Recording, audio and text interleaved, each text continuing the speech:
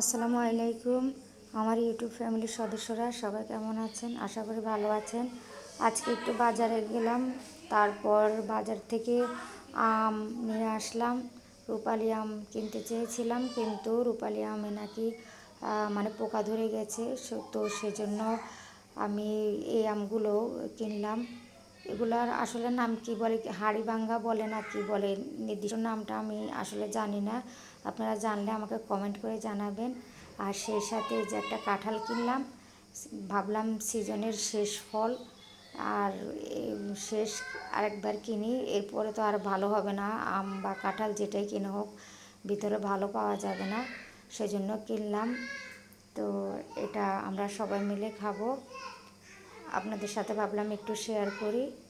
আর এখানে এই যে এখন কাঁঠালটা ভাঙলাম, সবাই মিলে একসাথে খাবো। আপনাদের সবাইকে আমন্ত্রণ জানাচ্ছি, আসেন সবাই একসাথে খাই। তো দেখলাম আসলে খাওয়ার সময় দেখলাম কাঁঠালটা মিষ্টি আছে, ভালোই হয়েছে, মজা হয়েছে, কাঁঠালটা অনেক মিষ্টি হয়েছে। আপনাদেরকে নিয়ে যদি একসাথে বসে খেতে পারতাম তাহলে অনেক ভালো লাগতো। তো আসেন সবাই একসাথে বসে খাই। ভালো থাকবেন সবাই, আল্লাহ হাফেজ, আসসালামু আলাইকুম।